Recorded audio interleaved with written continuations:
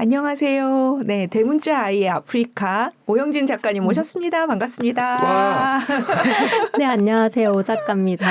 오늘도 여러분들에게 아프리카와 친근해질 수 있도록 열심히 이야기를 해보도록 하겠습니다. 네. 너무 열심히 하지 마세요. 지금 너무 열심히셔. 기대가 됩니다. 항상 스스로가 즐거워할 때 퀄리티가 좋아지잖아요, 콘텐츠. 근데 정말 재밌어 하셔가지고 그게 느껴져서. 저만 재밌는 거 아니죠? 아니에요. 저희도 원래 이런 거 좋아해요. 저희도 너무 좋아요. 서동님이 설득되면 성공한 거예요. 네, 제가 너무 재밌었어요. 감사합니다. 오늘은 나이지리아로 가볼 예정입니다. 축구 잘하는. 네, 네. 맞습니다. 네. 오, 어떻게 별걸 다 아시네요. 아니, 뭐, 아프리카에서 들어본 나라가 별로 없는데. 그러니까 어떻게 보면은 이제 아프리카가 54개국인데 그나마 나이지리아는 우리에게 익숙하게 들어본 나라잖아요. 맞아요. 그래서 오늘 아마 흥미롭게 재미있게 들으실 수 있을 겁니다. 네, 좋습니다. 들어가기 전에 요거 그림 잠깐 보실까요? 어떤 게 제일 흥미롭게 느껴지시나요? 비트코인도 있네? 네. 두 번째 저건 또 뭘까? 석유가 난다는 얘기는 들은 것 같고 영화 저거 지나가듯이 들은 것 같다. 근데 노벨상이 여기까지. 저는 저 첫 번째 그 동전 나오는 거 네. 저게 비트코인인지도 몰랐어요. 이제 아시면 됩니다. 괜찮습니다. 이제 뭐라 하지 않아요. 괜찮아요. 네, 이렇게 아프리카 나이지리아에 대해서는 저희가 모르는 내용들이 되게 많아요. 그래서 아마 흥미로운 내용들이 정말 많을 건데요. 네. 먼저 나이지리아의 국명은 나이지리아 연방공화국입니다. 36개의 주와 연방 수도로 이루어진 연방제를 택하고 있어요. 근데 이제 미국같이 연방제긴 하지만은 이 권력이 중앙정부에 굉장히 집중되어 있고 상대적으로 이 지방 정부는 자치권이 좀 약한 편입니다. 면적은 우리나라의 그러니까 한반도로 따지면 4.2배, 대한민국과 따진다면 한 10배 정도로 넓은 나라입니다. 오른쪽에 있는 거는 나이지리아 국장인데요. 국장을 볼 때 뭐를 상징하는지 이렇게 좀 보는 편이에요. 네. 가운데에 있는 게 저는 좀 흥미롭더라고요. 이 검은색이 비옥한 토양을 상징하고 그 Y자가 나이지리아에 보면은 두 개의 니제르 강과 베누에 강이 흐르고 있는데 그 강을 형상한 모습입니다. 왜 강을 부를 땐 니제르라고 하고 이름을 만들 때는 나이제리아라고. 이게 원래는 니제르 강인데 이 니제르 강이 불어식으로 발음하면 니제르고 그다음에 영어식으로 발음하면 나이제리아 이런 식으로 돼요. 그리고 나이지리아의 그 위치를 보시면 딱 보이시죠? 그 기니만의 위치를 하고 있어요. 이렇게 안으로 들어간 부분에. 그리고 보시다시피 면적도 상당히 큽니다. 그리고 아까 전에 말씀드렸다시피 여기에 이제 니제르 강이 이제 C자 모양으로 이렇게 흐르고 있는데요. 니제르라는 나라도 있고 나이지리아 위에 니제르가 있잖아요. 그러네요. 이 니제르 강을 불어식으로 발음했을 때 니제르 국가명이 된 거고 나이지리아는 이제 영국령이었어요. 영국령이었으니까 이제 영어식으로 해서 나이지리아 이렇게 발음을 합니다. 강이 진짜 희한하게 꺾어 나갔네. 쉬운 길 두고 멀리 돌았네요.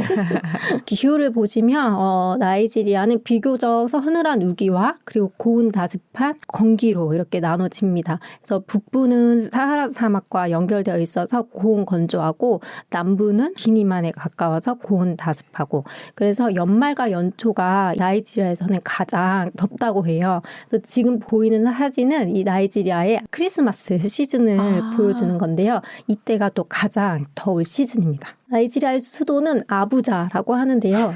보통 라고스는 많이 들어보셨죠? 네. 어디선가 들어본 이름이에요. 네, 맞아요. 원래 이 라고스가 나이지리아의 수도였어요. 수도였다가 이제 아부자로 1991년에 이제 이전을 하게 됩니다. 그러니까 라고스는 뭐 경제, 문화, 교육의 중심지고 아부자는 세종시 행정의 도시라고 할 수 있죠. 그리고 라고스는 인구가 굉장히 많아요. 1,500만 명 정도. 살기가 좋은 곳이구나. 아무래도 이제 이 해안가에 위치해 있고 하다 보니까 그래서 나중에 또 라고스에 대해서 조금 더 말씀드리겠습니다. 특이한 거는 강변은 아니네요. 그래서 나이지리아의 양대 도시라고 하면은 원래 수도였던 라고스 그리고 이전한 아부자 이렇게 두 도시를 많이 얘기를 하는데요. 이 라고스에 경제가 집중되어 있다 보니까 이 GDP의 무려 30%가 이 라고스에서 나온다고 합니다. 그리고 인구도 1,500만 정도가 되는데 2030년도가 되면은 2천만 명 정도로 늘어날 거다라는 말도 있어요. 그래서 이 수도를 이전을 할 때 라고스가 너무 여기에 부도 집중되어 있고 그다음에 인구도 너무 포화 상태고 하니까 수도를 옮기자 해서 아부자로 옮기게 된 거고요. 그래서 부의 이전 효과도 누려보자 이런 의도도 있습니다. 이슬람 국가군요. 이슬람 국가는 아닌데 이슬람교를 많이 믿고 있습니다. 그래서 아부자는 이제 정치행정의 도시로서 정부기관이나 그다음에 대사관, 국제기구 이런 것들이 몰려 있고 가운데 지도를 보시면은 라고스에서 아부자까지 약 자동차로는 11시간 거리. 되게 멀구나. 네, 비행기로 한 1시간 조금 넘는 거리에 위치하고 있습니다. 네. 아부자를 조금 더 보겠습니다. 이 왼쪽에 보이는 건물이 국회의사당이고 아까 전에 피디님이 이거 뭐지 했던 게 바로 서아프리카 경제공동체 마크예요. 이 서아프리카 경제공동체의 본부가 바로 나이지리아에 있습니다. 이 부분은 제가 뒤에 할 얘기가 많아서 뒤에 더 준비를 했어요. 아부자를 보시면 76년도에 일단 공표를 했습니다. 수도로 이전하겠다고. 그리고 나서 저렇게 오래 걸렸구나. 네, 준비를 해서 91년도에 공식적으로 수도로 지정이 됩니다. 네. 치우치지 않은 수도. 경제적 부를 내륙으로 전파. 네. 그리고 인구는 대신 아부자가 그렇게 많지는 않아요. 라고스가 또 워낙에 많다 보니까 한 10분의 1 정도의 인구가 있습니다. 네. 귀엽네. 서아프리카에서 가장 빠른 대중교통 시스템을 세웠어요. 경전철이 이제 개통을 했는데, 근데 사실 이게 운영이 원활하게 되지 않아서 중간에 이제 중단을 했다가 이제 작년에 재개통을 했습니다. 그래서 원래는 6개의 라인을 목표로 했는데, 현재는 이제 2개의 라인이 있고, 계속 이제 공사를 해서 이제 6개의 라인이 목표예요. 그래서 11년 동안이나 공사를 했고, 중국의 자본으로 만든 겁니다. 고기가 에라일 수 있겠네. 그래서 한번 보시죠. 여기 엄청 화려하죠? 네. 그럼 이번에는 그럼 원래 그 수도였던 라고스를 보시면 이 왼쪽의 사진이 대륙에 있는 그 라고스와 그 라고스 주변에 이제 섬들이 쪼만쪼만하게 있어요. 그 중에 빅토리아 섬이라고 있는데 이 빅토리아 섬에는 그래서 상업시설이나 뭐 문화시설이나 뭐 호텔이나 이런 금융이나 이런 게 거기에 다 몰려 있는 거예요. 그래서 그 라고스에서 그 빅토리아 섬을 연결하는 국도입니다. 그리고 저 다리는 아프리카에서 2번째로 긴 다리라고 해요. 근데 여기에 워낙에 이제 출퇴근하는 사람들이 많다 보니까 그 출퇴근 시간에 교통체증으로 악명이 높은 곳이기도 합니다. 악명이 느껴집니다. 반대쪽 열어주지. 네. 그리고 이제 오른쪽에 보이는 게 건설하고 있는 에코 아틀란틱이라는 곳인데요. 이제 바다를 매립해서 이렇게 만들고 있는 신도시예요. 그래서 아프리카의 두바이라는 별명으로 불리고 느낌 있고. 그래요. 네. 가운데에 있는 사진은 이제 구상도고 현재까지 공사된 모습은 오른쪽 위에 저 정도. 네. 하고 지금 뭐 진척 속도는 매우 느리기는 하지만은 이렇게 아주 느릿느릿 그래도 공사를 진행하고 있다. 네. 언젠가는 이제 완성이 될 거라고 생각을 합니다. 진짜 저렇게 하면 아프리카인지 모를 것 같아요. 그럼요. 그래서 여기에 아프리카의 금융 허브를 만들고 또 국제 기업을 유치하려는 계획이 있습니다. 네. 그리고 이 라고스는 또 문화예술의 중심지이기도 해요. 그래서 우리 MC님 가시면 좋아하실 것 같아요. 네. 무려 8,000개의 작품이 있는 갤러리입니다. 그래서 이 오른쪽에 보이는 이분이 예술가세요. 이분이 설립한 갤러리예요. 그리고 전통 염색법으로 이렇게 작품을 활동을 하신 게 바로 오른쪽 사진입니다. 네. 저기 전통 의상일까요? 머리에 저렇게 하고 계시는 게? 네. 겔레라고 불리는데요. 이 나이지리아 전통 의상입니다. 굉장히 화려하고 근데 저는 목이 아플 것 같아요. 그러니까 우리나라 그 황후들 이렇게 했었던 그거랑 비슷해 보여서 굉장히 화려하고 한번 가서 써보시겠습니까? 그리고 이거 말고도 이 테라컬처라는 게 있는데 우리나라의 예술의 전당 같은 곳이에요. 그 니케 갤러리는 예술 작품, 그림이 많다면 여기는 문화 공연, 뮤지컬이나 연극이나 이런 공연들을 중심으로 하고 그다음에 실험적인 작품들을 전시를 합니다. 그래서 제가 인스타그램에 들어가 봤더니 상영하는 공연들을 이렇게 매번 올리고 업데이트하고 정보들을 얻을 수 있더라고요. 네. 그리고 오른쪽 아래에 있는 거는 작년에 우리나라 대사관에서 K 댄스 경연대회를 여기 테라컬처에서 열었더라고요. 그리고 나이지리아 인구. 사실 나이지리아는 인구로 유명한 나라입니다. 왜냐하면 아프리카에서 인구가 1위예요. 세계 인구 2025년도를 예상한 그래프인데요. 사실 뭐 인도와 중국과는 비교가 안 되죠. 14억이 넘고, 근데 그 뒤를 이어서 뭐 미국, 파키스탄 이렇게 나오는데 나이지리아 보이시죠? 네. 이 나이지리아가 아프리카에서는 1위. 그리고 인구 구성도 굉장히 젊습니다. 한국 같은 경우는 지금 65세 이상이 거의 20%를 육박하고 있는데요. 나이지리아는 그 아래 보시면 파란색, 젊은 층의 인구가 높습니다. 이거는 이제 인구 밀집도에 따라서 이제 그림으로 그린 건데요. 이 빨간색이 짙을수록 인구가 많은 거를 나타냅니다. 그래서 또 나이지리아를 보시면은 동부 쪽과 그리고 중앙에는 확실히 인구 밀집도가 높죠. 그리고 왼쪽은 그 아프리카의 인구를 나타낸 건데요. 압도적으로 아프리카 대륙에서는 1위를 나타내고 있습니다. 인해 전술을 쓸 수 있다. 이 인구가 또 많을 수밖에 없는 게 보면은 10년간 평균 출산율이 5명을 넘습니다. 야, 그걸 다 버텨내네 국토가. 네. 나이지리아가 북부와 남부가 다른데요. 이 북부는 이슬람교가 좀 지배 종교예요. 일부 지역은 또 일부 다처제를 법적으로 허용하는 곳도 있고 해서 이 출산율이 5명이 넘어가는 곳도 꽤 있다고 합니다. 그래서 인구가 증가할 수밖에 없는 구조죠. 그래서 2050년이 되면은 3억 8천 명이 될 거다라고 예상을 하고 있습니다. 이제 민족 구성을 보시면 사실 나이지리아는 민족이 굉장히 많습니다. 250개 이상의 민족이 있는 나라예요. 그리고 언어는 약 500개가 넘는 언어를 사용하고 있는 곳이 바로 이 나이지리아입니다. 그러니까 나이지리아라고 이렇게 영토를 해놨긴 했지만은 사실 여러 민족의 집합체인 것 같아요. 네. 하나의 나라가 아니네. 그리고 이 많은 250개의 민족 중에서도 수적으로 두드러지는 민족이 3개의 민족이 있습니다. 북쪽에 하우사 플라니, 그 라고스 지역이죠. 그 왼쪽에 보시면은 요르바인들이 있고 그리고 남쪽에 또 이보족이 많이 밀집해 있습니다. 그래서 중간에다가 아부자를 했다는 게 저 뜻이었군요. 네네. 아무래도 이제 요르바 지역이 경제적으로 원래부터 좀 부가 몰렸던 곳이기 때문에 요르바 사람들이 부유한 경우가 많고요. 이 북쪽 하우사 플라니 이 지역은 좀 척박한 지역이에요. 그 사하라 사막과도 가깝고 그리고 이 이보족이 살고 있는 이 지역엔 또 기름이 많이 납니다. 그래서 이 북쪽과 남쪽이 경제적으로 좀 차이가 나고 그 1인당 국민 소득을 봤을 때도 이 남쪽과 북쪽이 많게는 10배까지 차이 나는 지역이 있다고 해요. 종교를 보시면 헌법상 국교를 지정하는 걸 금지하고는 있습니다. 그런데 확연하게 드러나죠. 그래서 북쪽에 있는 하우사 플라니족은 대부분 이슬람교를 믿고 있고 요르바족 같은 경우는 뭐 일부는 이슬람, 일부는 기독교 그리고 이보족 같은 경우는 거의 다 기독교를 믿고 있습니다. 근데 나이지리아의 경제를 한번 살펴보도록 하겠습니다. 굉장히 이야기할 것도 많고 흥미로운 내용도 많아요. 나이지리아를 이끌어서 아프리카의 거인이라고 불립니다. 그만큼 경제가 인구도 많지만 규모도 굉장히 큰 나라예요.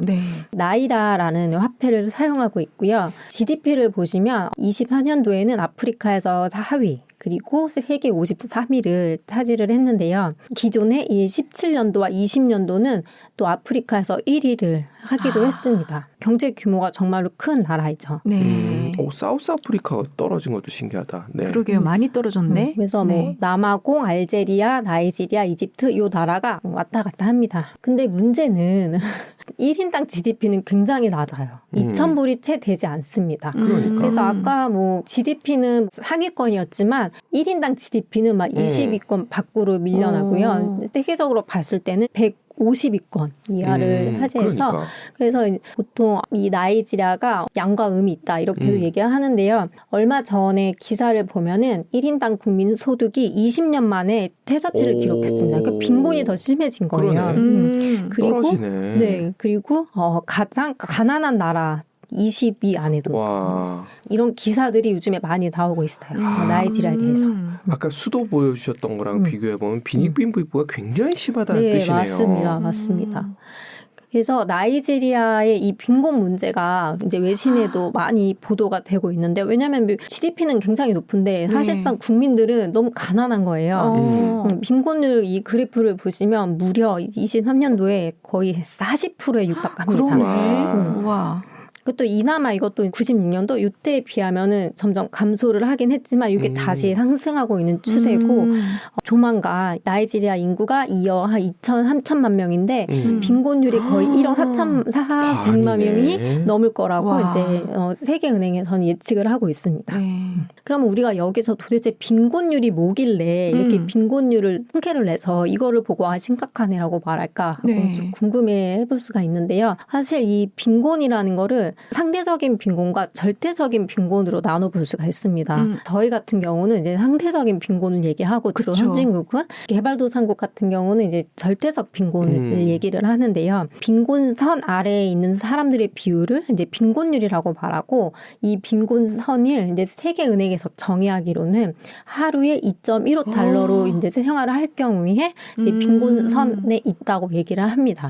또 이걸 세부적으로 나누면은 정말로 이제 저소득 국가는 뭐 2.15불인데 뭐 중저소득국으로 가면은 뭐 3점 몇 불, 뭐 그 위에는 6점 몇 불. 기준이 조금씩 달라지기는 해요. 근데 우리가 일반적으로 얘기하는 거는 이 2.15달러 이하. 그런데 여기서 또 더 심각한 게 그냥 이 빈곤선 말하는 거 말고 다면적 빈곤층이라는 게 또 있습니다. 이걸로 따지면은 64% 이상이 이제 빈곤층이다라고 하는데요. 이 다면적 빈곤층은 무엇을 말하느냐면은 물에 접근할 수 있는지, 전기에 접근할 수 있는지, 뭐 질병에 노출되어 있지는 않은지 이런 게 좀 구체적인 항목들이 더 들어가요. 그거를 따지면은 더 빈곤층이 넓어지는 거죠. 그러면 이렇게 왜 GDP와 1인당 GDP가 이렇게 차이가 많은 거지. 그러니까 여러 가지 이유가 있고 또 복합적이라 뭐 딱 정의 내릴 수는 없지만 그 이유들을 이렇게 살펴보면은 일단은 너무나 많은 인구가 있다라는 거. 그리고 아까 말씀하셨다시피 북부와 남부의 빈부 격차가 상당히 심하고요. 그리고 또 특정 산업에 의존하고 있어요. 이 자원에 의존하고 있기 때문에 환율에 따라서 외부 충격에 굉장히 약하고 또 부패가 심한 나라이기도 하고 또 인플레이션이 심해서 화폐 가치가 점점 지금 하락하고 있고 생산성도 얕고 정말로 이유를 따지자면 너무나 많은 문제들을 갖고 있습니다. 그래서 이 나이지리아가 2022년도에 화폐 개혁을 발표를 합니다. 그래서 이 고액권 지폐에 원래 있던 도안에서 색깔만 바꿔서 이제 신권을 만들어요. 이유로 부정부패가 심하니까 우리 이거 돈 세탁 예방하려고 한다. 그리고 위조 지폐 예방하려고 한다. 범죄에 쓰이지 않도록 그리고 인플레이션이 너무 높아서 좀 이거를 회수하려고 한다. 그리고 이제 현금을 좀 줄이고 우리 디지털 경제로 한번 촉진해보자 라는 이유도 있고 명분 좋다. 네. 이렇게 여러 가지 이유로 인해서 화폐 개혁을 하고 또 정치적인 이유를 들자면 2023년에 대통령 선거를 하게 되는데 현금으로 표를 사지 못하게 하려는 그런 이유도 있다라고 어떤 얘기가 있습니다. 그러니까 네. 그래서 이 국권을 신권으로 바꿔야 되는데 국권을 이제 은행에 가서 계좌 입금을 한 다음에 그 다음에 이제 신권으로 이걸 인출을 할 수 있는 거예요. 그리고 나라에서 2달도 안 되는 짧은 기간을 주고 이거를 바꾸지 않으면 국권은 다 휴지촉하게 된다. 이렇게 발표를 합니다. 근데 너무 짧은 기간이었기 때문에 이걸 계속 연장을 하긴 했어요.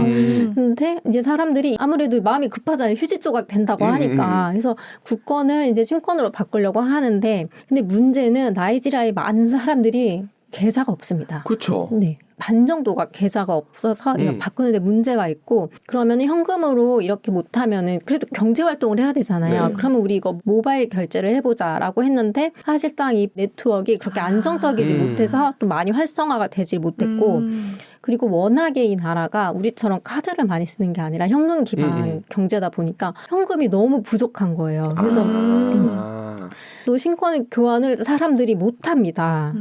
보시면 지금 여기 앞에 있는 사람들이 은행에 지금 신권 교환하려고 줄 서 있는 거 아침부터. 이 사람들은 지금 하루 벌어 하루 사는 사람들 많은데 여기에 지금 신권을 바꾸려고 몇 시간 동안 은행 앞에서 저렇게 기다리는 일도 발생을 하고 또 심지어 암거래상 같이 중간에서 이렇게 수수료를 받고 대행해주는 해줬는데 무려 수수료를 30%를 챙기기까지 했다고 합니다. 그래서 그런 것도 기사에 나고요. 그리고 심지어 이 정부는 이 수요 예측을 제대로 하지 못해가지고 신권이 너무 적은 거예요. 그래서 내가 바꾸는 거 말고도 내 계좌에 있는 돈을 인출할 때조차도 제한이 걸려서 다 자유롭게 못하고 그러니까 이런 문제점들이 계속 발생하게 됩니다. 그래서 결국은 작년도 12월까지 바꿔야 된다 이런 말들이 계속 있다가 작년에 기사가 결국 나왔습니다. 사람들이 이거 다 아직 나 못 바꿨는데 이거 어떻게 되는 거냐 이런 말들이 계속 돌고 작년 12월까지 못 바꾸면은 이거 법적 효력가 없다 이런 말들이 돌다가 결국은 나이지리아 이 중앙은행에서 아니다 이거 법정 통화로 계속 사용할 수 있을 거고 그래서 결국은 화폐 개혁이 실패한 거죠. 지금 국권과 신권이 다 사용되고 있습니다. 왜 한 거야 도대체? 진짜 예측을 너무 못했네. 얼만큼 필요할지를. 아니요. 음모일 수도 있어. 저렇게 될 걸 알고 일부러 그랬을 수도 있어. 네, 그런 얘기도 있습니다. 충분히 가능해. 정치적으로 방해 공작을 하려고 그렇게 했다라는 이야기도 있어요. 그래서 이게 비트코인과 연결이 됩니다. 갑자기? 네네. 왜냐하면은 이 글로벌 암호화폐 채택 지수라는 것이 있는데요. 이 지수를 보면은 1위가 인도고 2위가 나이지리아입니다. 글로벌 암호화폐 채택 지수가 뭐냐면 몇 년씩 놓아두고 투자를 하는 게 아니라 그때그때 실물 결제 활용을 한다거나 저축을 한다거나 이렇게 다양한 방식으로 광범위하게 사용되는 그 지수를 보는 거예요. 그러니까 나이지리아 같은 경우는 이런 문제점들이 있다 보니까 나이지리아 화폐가 나이라잖아요. 네. 나이라가 그 돈의 역할을 제대로 하지 못하다 보니까 사람들이 이 비트코인을 또 선호하게 되는 거죠. 미국이 싫어하겠다. 달러 선호해줘야 되는데.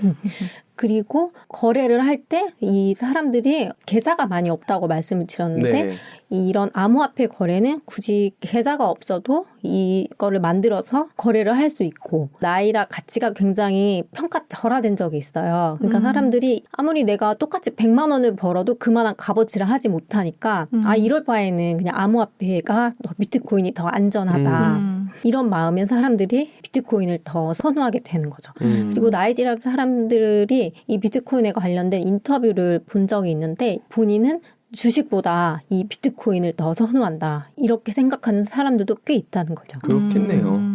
그리고 아까 말씀드렸던 그 암호화폐 채택 지수가 나이지리아가 거의 두 번째라고 말씀을 드렸는데요. 채택 지수를 결정하는 요소들이 여러 가지가 있는데 거래를 많이 하고 활성화가 되어 있으면 높은 지수가 나오겠죠. 근데 그거 말고도 큰 금액 말고도 소액 거래. 그러니까 이거를 소액 거래다 보니까 실제로 이렇게 사용하는 거. 물건을 구입할 때 암호화폐를 진짜 사용을 하고 이런 것을 보고 이 지수를 결정을 합니다. 그래서 나이지리아는 개인 간 거래가 또 1위예요. 그러니까 돈을 주고받는 것보다 암호화폐를 돈처럼 주고받는 거죠. 그래서 투자보다는 실물 결제 수단으로 활용이 되고 또 외국 제품을 구입할 때 암호화폐를 사용하고 이런 기사들이 있습니다. 나이지리아가 비트코인 거래 글로벌 리더가 됐다. 그런데 그 이유들은 뭘까 하고 따져보면은 이런 일련의 문제들이 있는 거예요. 나이라의 가치가 너무 낮고 송금을 할 때 오히려 이 비트코인으로 보내는 게 정부의 낮고. 제재가 없고 젊은 층이 또 이 모바일을 많이 사용하다 보니까 더 접근하기가 쉽고 또 계좌가 없다 보니까 은행보다는 또 이걸 더 선호하게 되고 그리고 얼마 전에 있었던 화폐 개혁이 실패. 네, 그렇죠. 그래서 이런 일련의 문제들 때문에 대응하기 위해 비트코인을 많이 사용한다. 이런 분석들이 있습니다. 저거는 비트코인 투자하시는 분들한테 굉장히 희소식인데요. 전 세계적으로 저런 나라가 나이지리아만이 아닐 거 아니에요. 그렇죠. 지금 비트코인을 뭐 많이 사용하든 안 하든 나이지리아의 경제가 안정이 됐으면 좋겠습니다. 그러니까 참 쉽지 않은 것 같아요. 네. 나이지리아의 석유 얘기를 안 해볼 수가 없죠. 정말 많이 생산이 되고 있는데요. 전 세계적으로 봤을 때는 한 10위에서 15위권 정도 왔다 갔다 하고요. 그 매장량은 한 10번째, 11번째 이 정도 되고 아프리카 국가들 기준으로 봤을 때는 나이지리아가 또 이렇게 앞서 있습니다. 물론 요거는 이제 좀 순위가 조금씩 해마다 바뀌기는 하지만은 일단 23년도에는 나이지리아가 최고로 많은 석유를 생산을 했습니다. 미국 좋겠다. 1위야. 저것도. 그림을 보시면은 이게 되게 직관적으로 보기가 좋더라고요. 이 네모 박스가 클수록 그 물품을 많이 수출한 거예요. 그러니까 어떤 물품을 수출했는지 이렇게 직관적으로 볼 수가 있는데 이 붉은색이 다 기름과 관련된 겁니다. 석유와 관련된 거. 근데 여기에서 한 가지 또 우리가 봐야 될 게 크루드 오일 말고 그 오른쪽에 그 리파인드라고 좀 조그맣게 있어요. 1.48%. 네. 석유를 생산해서 보내긴 하지만 정제된 석유는 거의 만들지를 못하는 거죠. 저것 때문에 우리나라가 돈을 벌잖아요.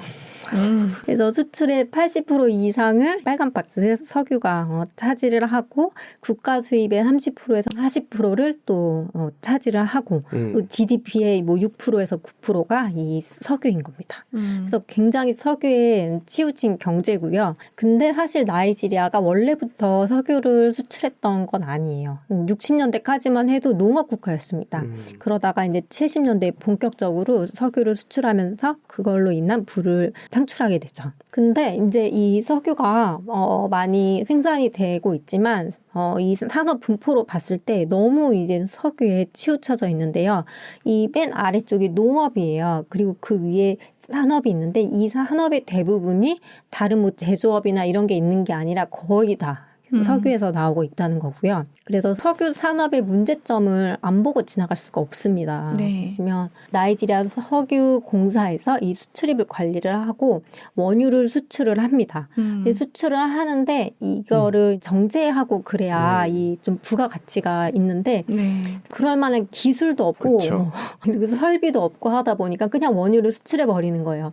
그리고 이 다국적 회사들이 정유한 그 기름을 다시 사요. 결국은 마이너스인 거죠. 그치.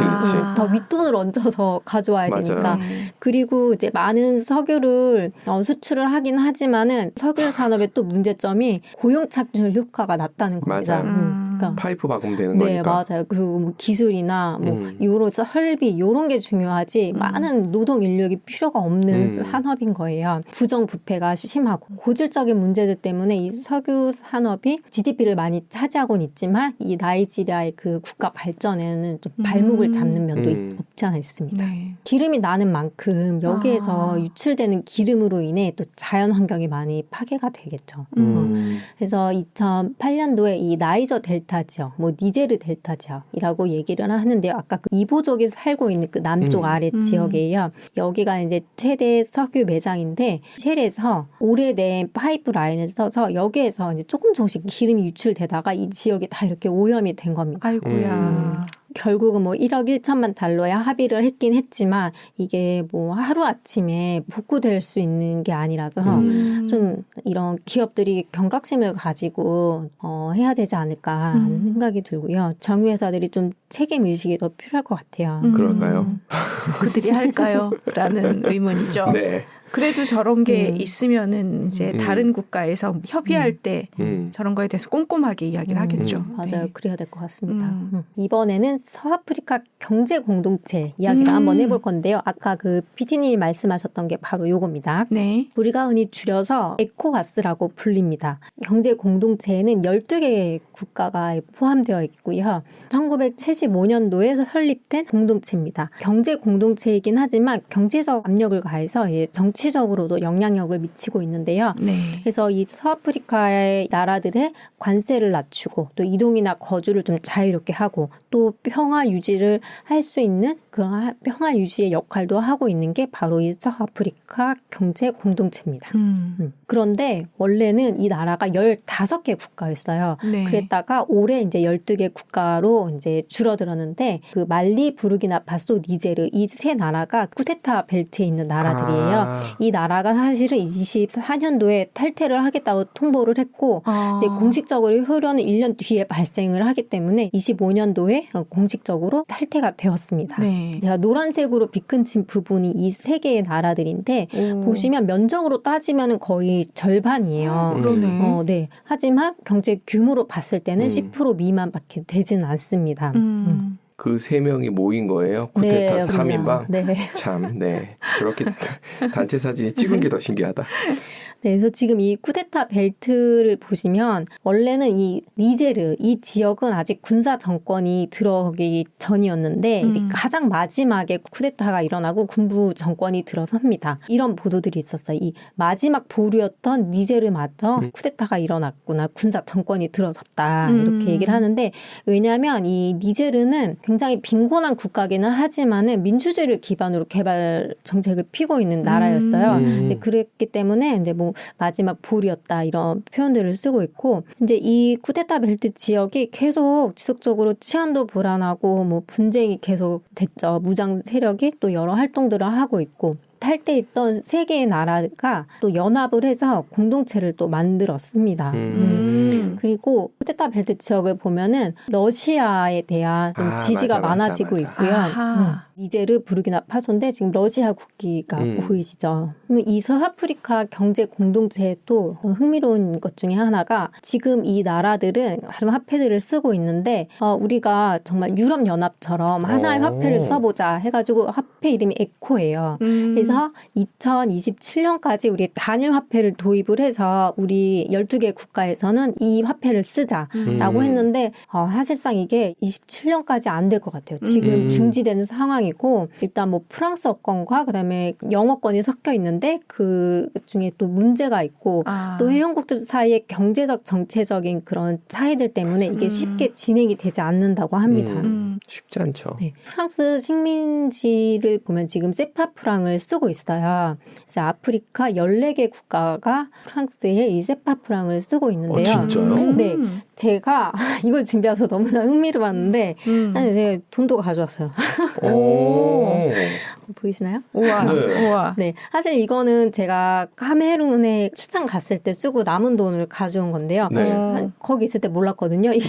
이 중앙 아프리카 이 6개국이 같은 돈을 쓰고 있구나 몰랐고 맨날 돈 보면은 오늘은 뭐 사 먹지 이 생각을 했는데 보시면 이제 서쪽에 뭐 세네갈 이런 나라들이 쓰고 있고 또 중앙 아프리카 6개 국가는 또 같은 화폐를 사용하고 있습니다. 이미 그렇게 하고 있는 나라들이 많네요. 제가 이제 나이지리아 얘기하다가 나이지리아는 프랑스 식민지는 아니었지만 이 얘기가 되게 흥미로워서 좀 연결이 되는 지점들이 있어서 모르셨죠? 네, 전혀 몰랐어요. 네, 저도 세네갈에 있었고 카메룬에 있었지만 몰랐습니다. 그래서 이 서아프리카 중앙은행에서 그 8개 국가의 돈을 여기서 발행을 하고 그리고 중앙아프리카 6개 국가의 돈은 카메룬에 있는 중앙은행에서 발행을 합니다. 하지만 결국 이게 프랑스 은행에 종속이 되어 있어요.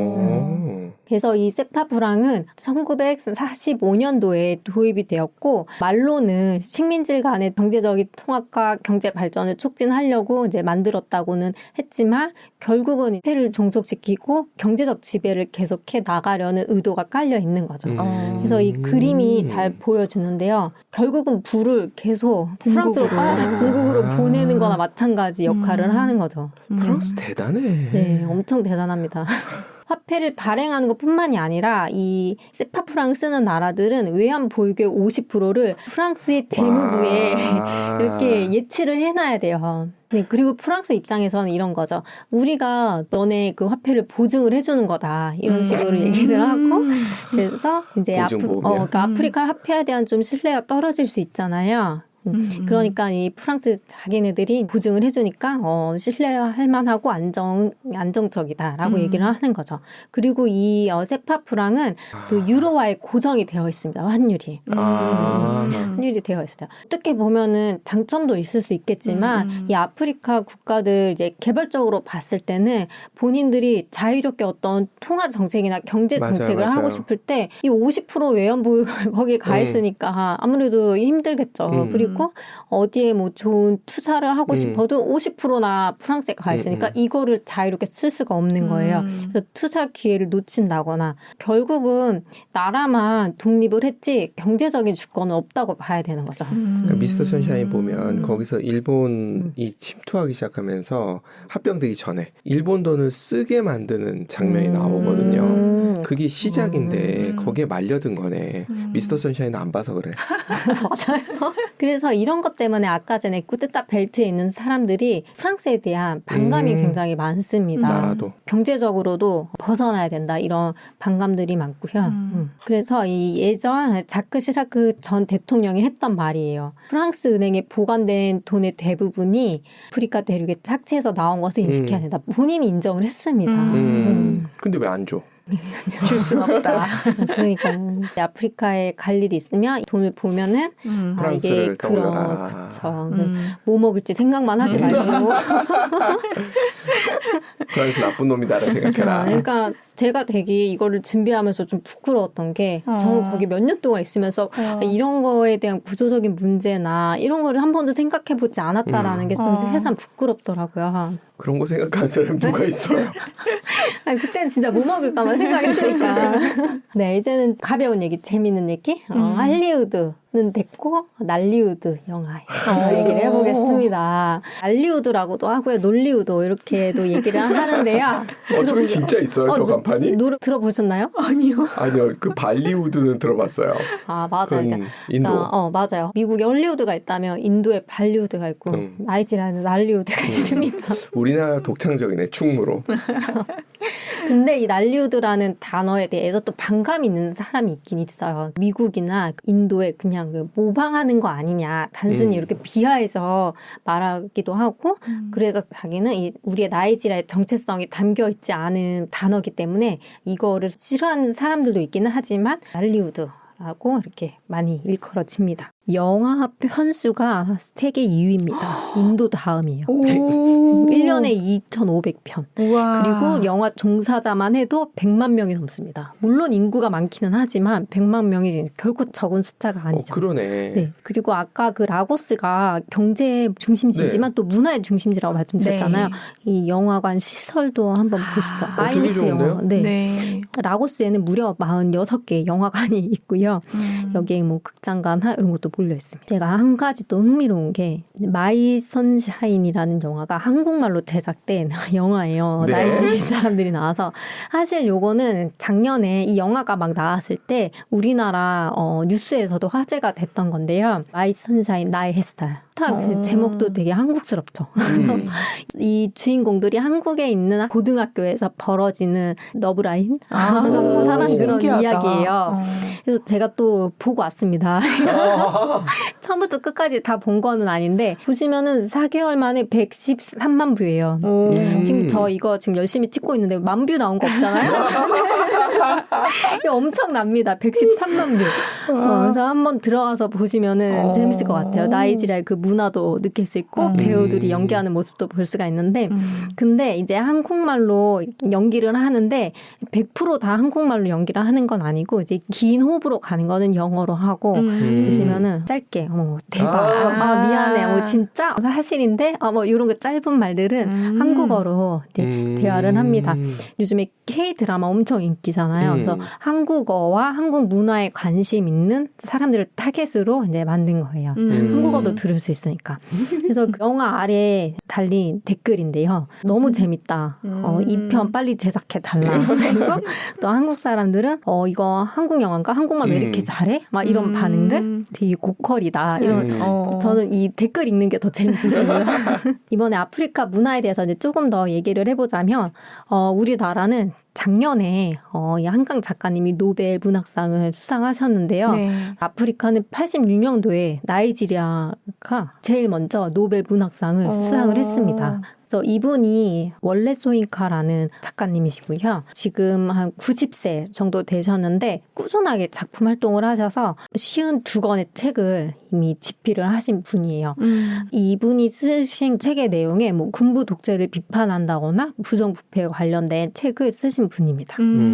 나이지리아 말고도 노벨 문학상을 수상자를 배출한 나라들이 있는데요. 남아공에서 일단 2명의 수상자가 있고 탄자니아에서도 노벨 문학상을 받은 분이 있습니다. 또 나이지리아의 유명한 분들을 얘기를 나눠보겠습니다. 이분은 세계무역기구 사무총장이에요. 나이지리아는 이제 굵직굵직한 국제기구에서 아주 현재 활동하고 있는 분들이 꽤 계신데요. 그 중에 한 분입니다. 그래서 2020년도에는 포브스 올해 아프리카인으로서 선정되기도 했고요. 포춘 세계 위대한 지도자 50인에 선정되기도 했던 분입니다. 그리고 21년부터 세계무역기구의 사무총장으로 계시고 25년도에 연임이 돼서 29년도까지 이제 활동을 하실 예정입니다. 근데 이분과 또 트럼프 대통령을 이제 얘기 안 할 수가 없어요. 왜냐하면 이 세계무역기구는 관세 장벽을 낮추고 자유롭게 이제 무역을 하는 거에 초점을 맞추는 그런 기구인데 트럼프는 무조건 미국 먼저 그런 국익을 우선시하기 때문에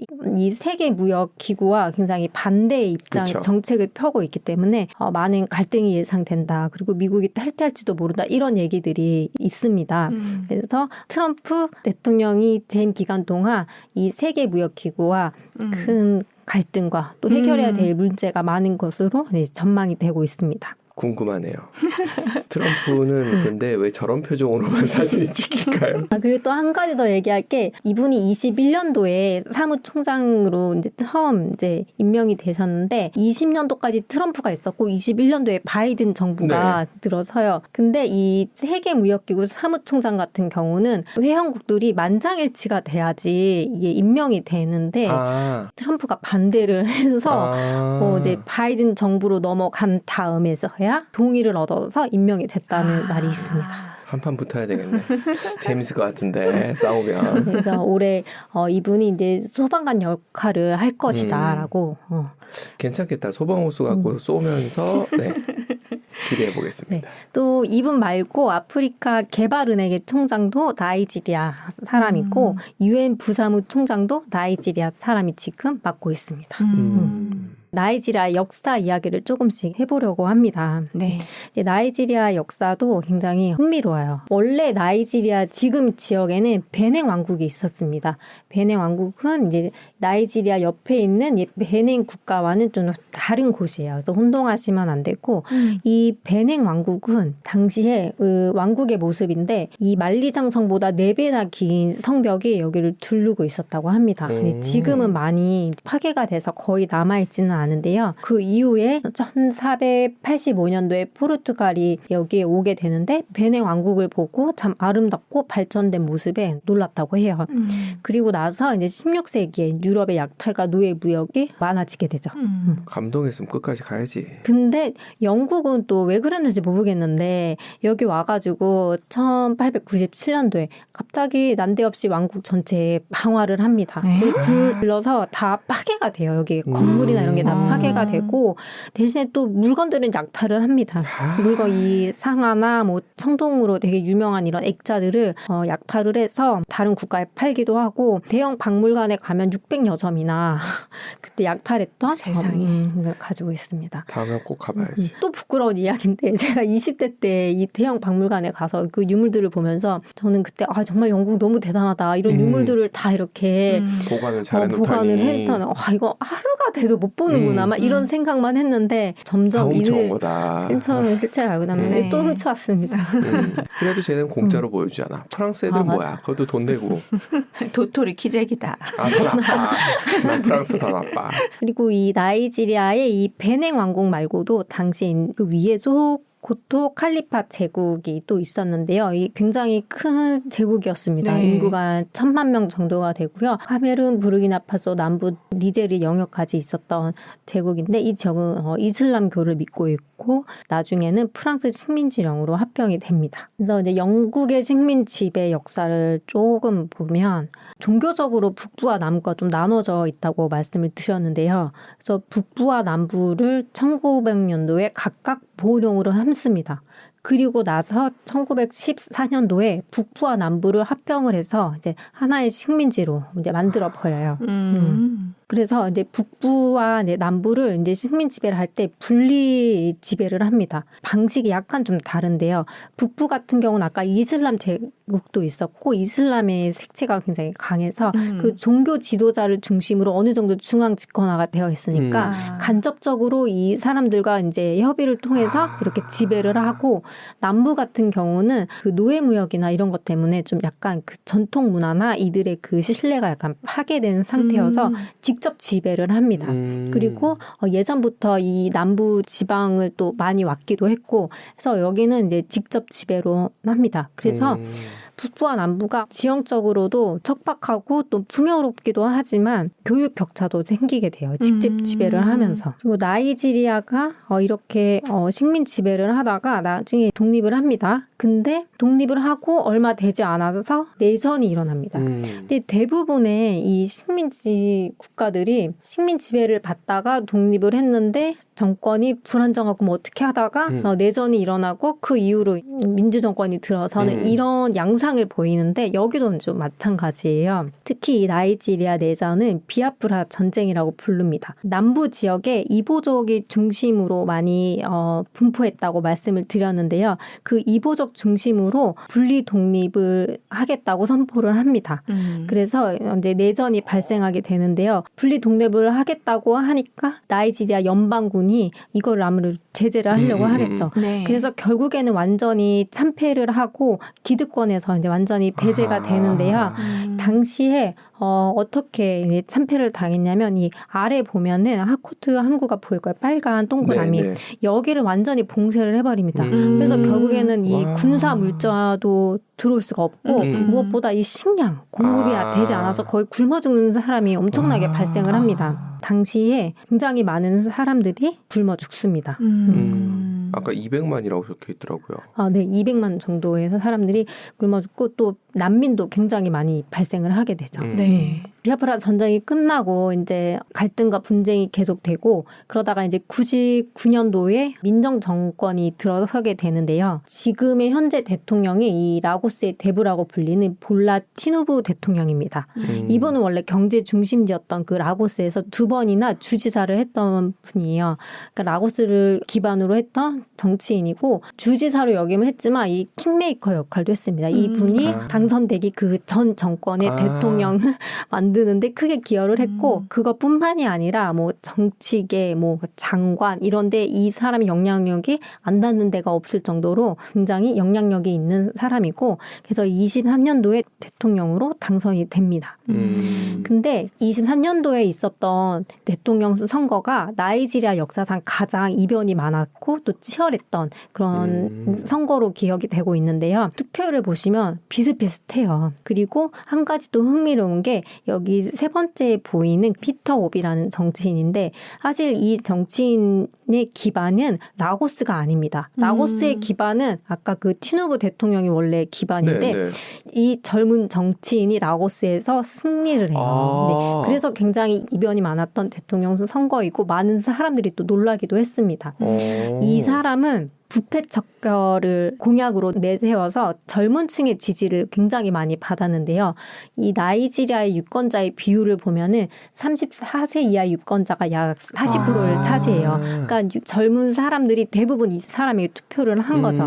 그리고 이 오비디언트를 보시면 원래 이 스펠링이 뭐 복종하다라는 뜻의 그 오비디언트에서 그 스펠링을 바꿔 이 사람의 이름으로 스펠링을 바꾼 거예요. 그래서 다시 오비를 따르는 사람들이라고 이렇게 부르면서 젊은 층이 지지를 굉장히 많이 하였고 기록적인 규모로 집결을 했다고 보도가 되었습니다. 문제가 많다는 거 반증하는 거네요. 그리고 일부에서는 오비가 대통령에 당선될 수도 있었는데 이거 부정선거 있었던 거 아니냐라고 이런 의혹도 제기되고 있습니다. 우리나라에서 예민한 단어입니다.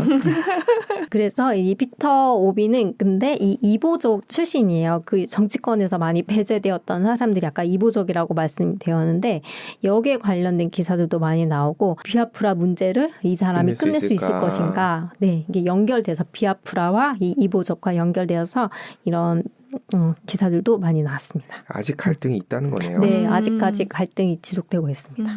오늘 여기까지 나이지리아 정치 이야기까지 해봤는데요. 재미있으셨나요? 나이지리아 이야기가 이렇게 풍부할 줄. 사실 더 있는데 많이 줄이신 거구나. 더 있는데 네. 여기까지만. 책으로 한번 쓰시죠? 이미 많이 나왔습니다. 나이지리아는. 아 그래요? 네. 아니에요. 또 은희 작가님 있으시면 다른 느낌이 나옵니다. 네, 항상 어떤 사건에 대해서 다양한 시각이 있는 맞아요. 게 재밌으니까요. 네. 네, 네. 나이지리아와 좀 친해지는 시간이 되셨길 바랍니다. 네. 네, 감사합니다. 감사합니다. 네.